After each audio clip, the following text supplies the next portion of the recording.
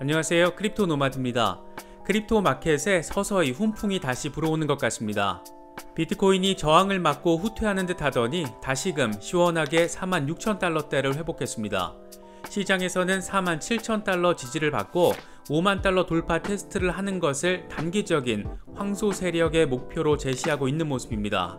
8월로 접어들면서 가장 큰 비트코인 시장의 변화와 기대 포인트 가운데 하나는 독일이 기관 투자사의 운용자산 20%를 암호화폐에 투자할 수 있도록 법을 개정했던 겁니다. 산술적으로 따졌을 때 4,150억 달러가 암호화폐 시장으로 흘러들어올 수 있다라는 계산이 나오면서 꽤나 큰 관심을 받았었는데, 독일 시장에 새로운 암호화폐 상품들이 등장하면서 슬슬 암호화폐 기관 투자가 본격화되는 것 아니냐, 이런 기대감이 제기되고 있습니다. 특히 비트코인 사용자가 앞으로 기하급수적인 증가를 맞이할 수 있다라는 분석이 나와서 주목받고 있습니다. 비트코인 사용자 증가는 이제 시작일 뿐 앞으로 폭증하게 될 것이다, 이런 분석인데 상당히 기대감을 안기는 부분이고 앞으로 얼마나 적중할지 궁금한 부분이기도 합니다. 이번에 비트코인 시세가 단숨에 회복하는 데는 아르헨티나의 비트코인 법정화폐 지정 가능성이 시장에 알려진 게 상당히 큰 역할을 했다는 분석도 있습니다. 엘살바도르에 이어서 법정화폐를 채택하는 두 번째 나라가 될지 여부에 관심이 쏠리고 있습니다. 이런 움직임들이 하나둘 쌓여간다면 아주 멀지 않은 미래에는 이 달러의 패권이 지금과는 사뭇 다른 모습일 수 있겠다, 이런 생각이 들기도 합니다. 여러 의미 있는 소식들이 전해졌습니다. 이슈별로 정리를 했으니까 끝까지 시청해주시면 시장을 바라보시는데 더 도움이 될 수 있지 않을까 생각됩니다. 본격적인 시작에 앞서서 좋아요와 구독, 또 알림 설정을 꼭 부탁드리겠습니다. 영상 제작에 아주 큰 도움이 된다는 말씀 함께 드립니다. 그럼 시작하겠습니다. 먼저 비트코인 상황입니다. 비트코인은 43,000달러대로 후퇴한 지 하루 만에 46,000달러대를 회복했습니다. 이제 다음 고지는 47,000달러를 얼마나 안정적으로 지지를 받는지 여부입니다. 이게 이루어질 경우에는 50,000달러 돌파 시도까지 무리 없이 할 것이다, 이런 점에는 대부분의 분석가들이 동의하고 있는 모습입니다. 비트코인 도미넌스는 45%대 수준을 계속해서 유지하고 있습니다. 코인텔레그래프는 비트코인이 하루 만에 이렇게 시원하게 반등에 성공한 요인을 두 가지 정도로 압축했습니다. 먼저 수정안이 무시된 채 미국 상원에서 통과된 인프라 법안이 의외로 긍정적인 역풍이 됐다라고 표현했습니다. 긍정적인 역풍이라는 표현이 재미있게 느껴졌는데, 비록 브로커의 범주를 모호하게 표현한 원안 그대로 통과가 됐지만 해당 법안이 원안대로 확정될 경우에 암호화폐 산업에 타격을 줄 수 있고 신생 산업의 해외 유출을 가속화시킬 것이라는 일부 의원들의 주장이 오히려 긍정적인 시그널로 작용했다라는 겁니다. 여기에 또 한 가지는 아르헨티나의 비트코인 법정화폐 지정 가능성이 시장에 전해지면서 호재로 작용했다라고 코인텔레그래프는 분석했습니다.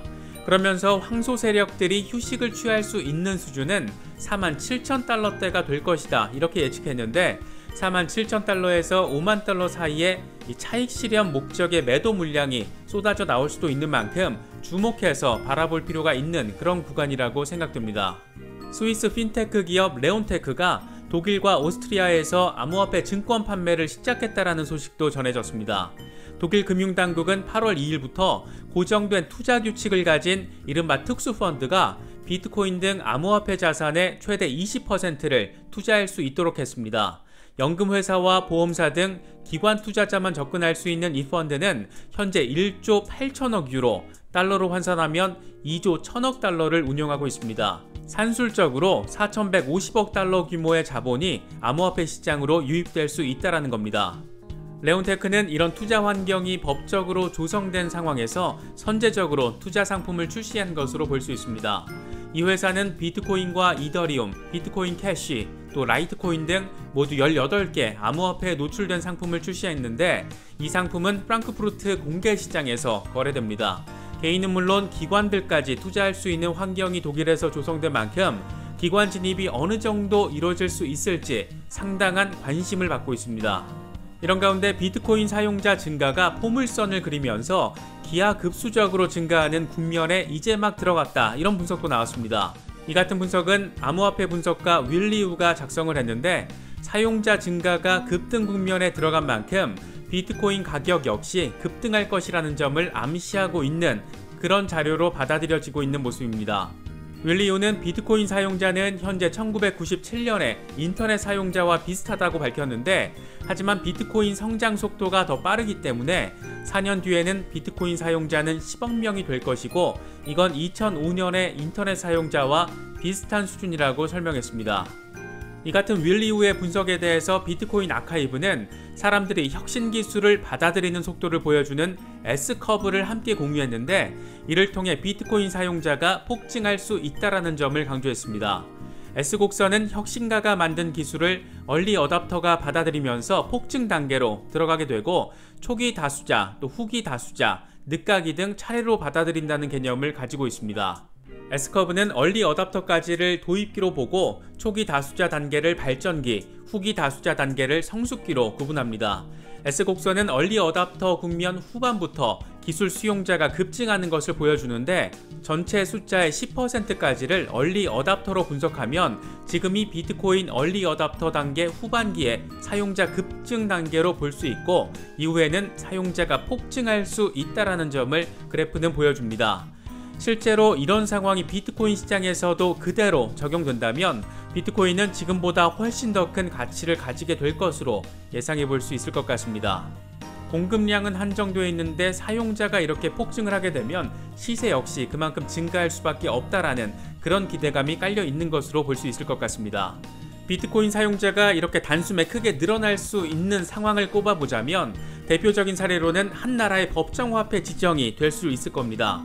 전 국민이 사용자가 되는 만큼 이런 이슈가 잇따른다면 S곡선이 현실화될 수 있다는 점도 더 기대해 볼 수 있을 거라고 생각됩니다.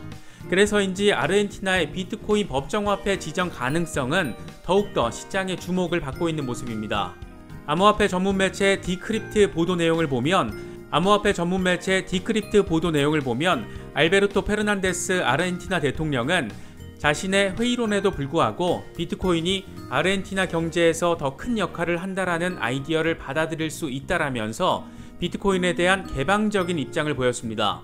실제로 그는 최근 현지 방송과의 인터뷰에서 CBDC를 사용할 것인지 비트코인을 법정화폐로 지정할 것인지에 대한 질문에 대해 위험을 무릅쓰고 싶지는 않지만 비트코인 법정화폐 지정을 거부할 이유는 없다. 어쩌면 그것이 좋은 방향일 수도 있다.